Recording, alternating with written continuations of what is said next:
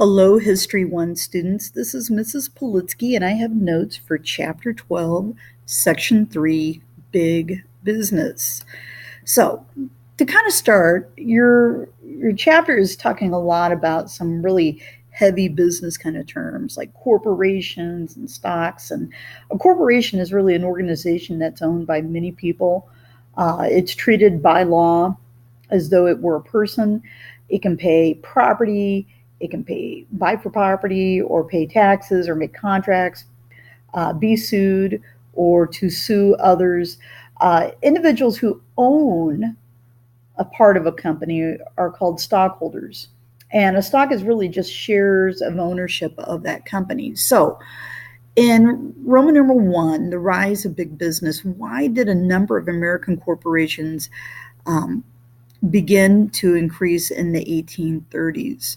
And part of that was because the states began passing incorporation laws. And these laws allowed companies to become corporations and issue stocks without having a charter from a state legislature. Typically, if you're going to incorporate and become a corporation, you have to have government permission. And starting in the 1830s, they were able to kind of be a little more lax on that rule, and this allowed for more businesses to make that jump. One of the advantages of becoming a corporation is that opportunity to raise capital through stocks. You actually have a longer lifespan of a business if you incorporate, because if the owner dies, uh, the business can go on even after the death of the original owner. So we're going to start seeing more businesses in the United States use that opportunity to incorporate. Letter B, how were corporations able to achieve something known as economies of scale? And economies of scale is basically um, kind of a way to become efficient as far as doing business. Basically, the cost of manufacturing is decreased by producing goods quickly in very large quantity. So rather than producing just for a few people, you produce lots of goods for many people. And as a result of that, you can drop the price, you can specialize your labor force, and for some reason, you become more efficient. So, how were corporations able to achieve these economies of scale? Well, they invested in the technology, they invested in a workforce. Along with that, the machines through which the sale of stocks allowed companies to become more efficient. So, today, when we look at some of our bigger businesses, corporations here in the United States, an example would be like Walmart. Rather than retailing on a smaller scale, they use economies of scale, and so they will make big purchases of products. Like, let's say from Procter Gamble, they buy lots of Bounty paper towels, and as a result of that, they can offer the paper towels at a lower price than maybe some of their smaller competitors. Letter C, why were large corporations able to continue operating during times of economic recessions? And part of that is that they did have operating costs that were lower than what we call a fixed cost. A fixed cost are those items that a business has to pay literally every year or every month. So, like paying for a mortgage, okay, or paying the bank on a loan, or perhaps maybe paying for your energy. So, today would be like your electricity or your natural gas bill. Those are things that you know you're going to have to continue to pay um, throughout the course of a year. And by using these large corporations, they could continue to operate even though those fixed costs were still out there. Their cost of operating was obviously cheaper than that.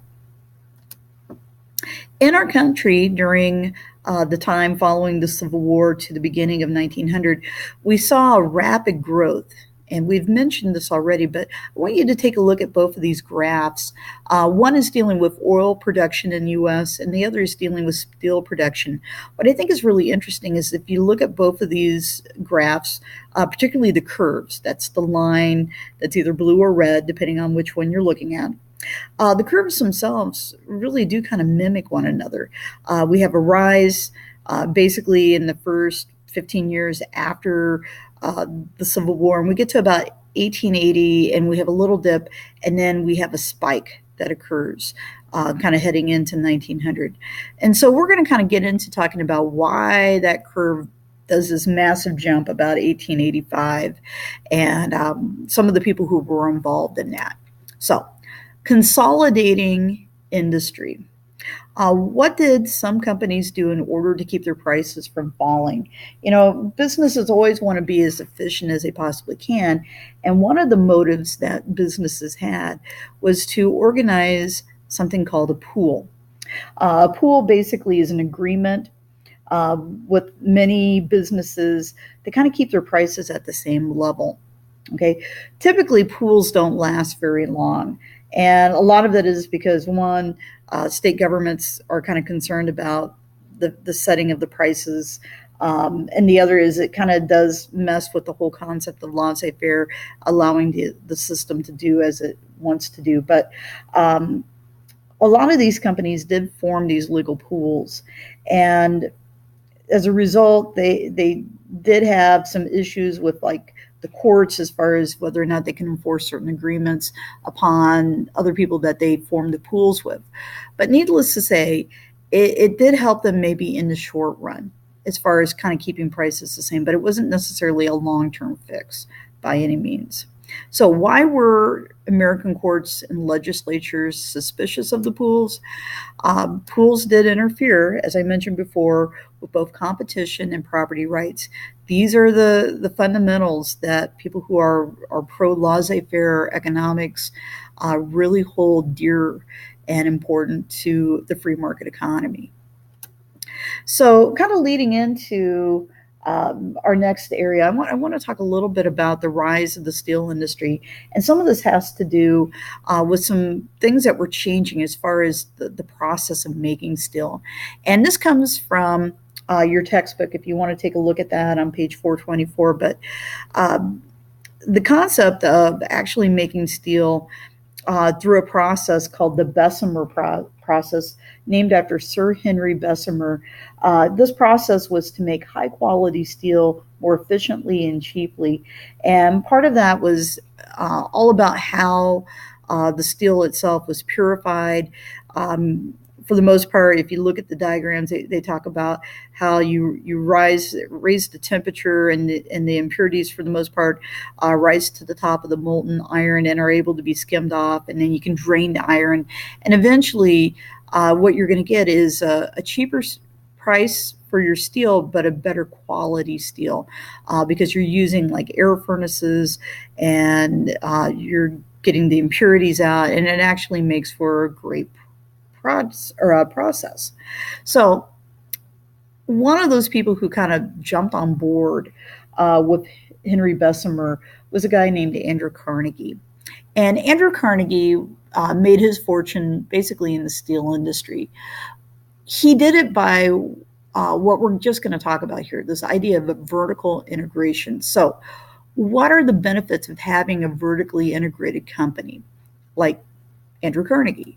And one of the things that is a benefit there is that companies don't have to pay others for their goods that they need, allowing them to save a lot of money. So if you take a look at this diagram, kind of in the lower left-hand corner, a vertically integrated business like a steel company that you see here, they would own not only the steel mill, but they would own all their shipping facilities. That could include rail lines, maybe ore boats, things of that nature.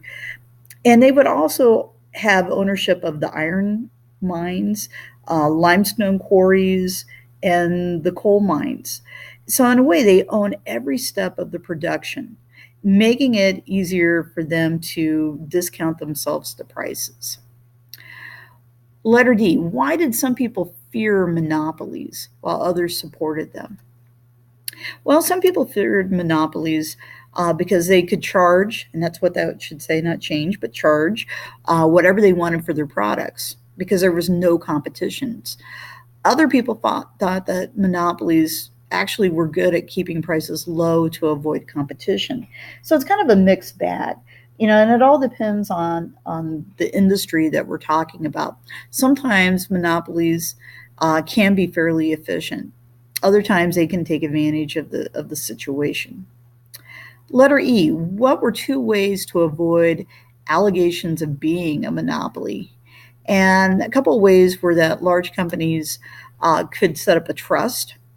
And a trust is basically you um, have an individual that is able to merge businesses together, but it allows one person to manage someone else's property, meaning that you're called a trustee. So you could have maybe three or four different steel companies, and they're under the ownership of or the management of one person who is your trustee. The other thing is to set up a holding company, and what a holding company is not a company that produces anything, but what they are companies that invest. They hold stocks, and they don't produce good, but they can help with the financial side of thing, as far as managing the assets, and in some cases actually merging together larger enterprises. A great example of a holding company today would be Berkshire Hathaway out of Omaha, Nebraska. Warren Buffett is their CEO, and what he does is he buys shares of companies and he merges them together. So he has shares of Coca-Cola and Justin Boots and all sorts of other things. And what they do is they just manage the investment. Some of our big entrepreneurs of this era time. We're going to start with the first guy, Andrew Carnegie, who's up here. Andrew Carnegie had a business partner. His partner was named Henry Clay Frick. And we are going to take a look at a video dealing with one of their probably more infamous events, known as the Homestead Strike. In the middle, we have J.D. Rockefeller, who made a lot of money with horizontal integration. This is actually just like buying and merging companies that do the same thing. His company was known as Standard Oil, and Standard Oil is still somewhat around yet to this day. And the third guy to our right is a banker. His name is J.P. Morgan. And in 1901, J.P. Morgan actually bought out Andrew Carnegie's steel companies and merged them into what is now going to be known as U.S. or the United States Steel Company, or U.S. Steel. U.S. Steel was one of the first billion-dollar businesses in the United States, and it is still around yet to this day. We're going to change gears and talk a little bit about shopping. And so, how did department stores change the shopping experience? Shopping stores or department stores really started emerging in this era of time that we're talking about, the 1880s and such. And our department stores, they could do some things that maybe a small local mercantile couldn't. They could provide a large selection of goods in one place, so that you could buy fabric, or you could buy shoes, or you could buy dresses, or you could buy toys. And they made their stores into a shopping experience. Many of our first department stores were the first to feature things like electricity. They had displays, they had entertainment, and people would make it into an experience to go to these department stores. In Omaha, Nebraska, probably the best known early department stores was actually one known as Brandeis. And there's an illustration down here at the bottom of your slide. But Brandeis, actually today, the original building stands very close to the First National Tower in downtown Omaha. But it was a lively experience. People throughout the Midwest would go there, and they might only get to go there maybe once, if they could possibly get there once a year, maybe even less, because traveling was not easy. So, what were some of the characteristics of these chain stores? And some of these chain stores, for the most part, were basically are a group of retail outlets that were owned by the same company. An example of that would be like Sears and Roebuck. Others would be like John Wanamaker's store in Philadelphia. You could talk about Woolworths, Montgomery Ward. All of these were examples of these very well-known chain stores that eventually would be in multiple states around the United States. One thing I want to say about Sears and Roebuck, their origin really goes back to the city of Chicago, Illinois. And in 2018, the last of the Sears department stores in the city of Chicago closed. Letter H. How did some retailers reach millions of people in rural areas during the 1880s? And that was through the use of catalogs. Retailers, they would print up these large catalogs, they would send them out to people in the mail, and people could buy just about anything they needed. If you were talking about Sears and Roebuck and their catalog, you could buy hats, you could buy tools, you could buy guns, you could buy wagons. And what's even crazy is you could buy a house.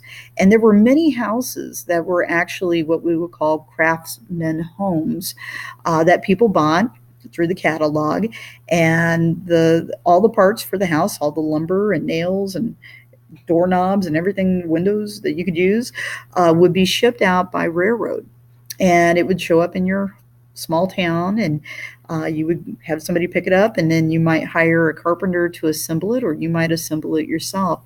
But this was one of those opportunities for rural people, particularly people who lived in those sod houses, to actually get a wood framed home.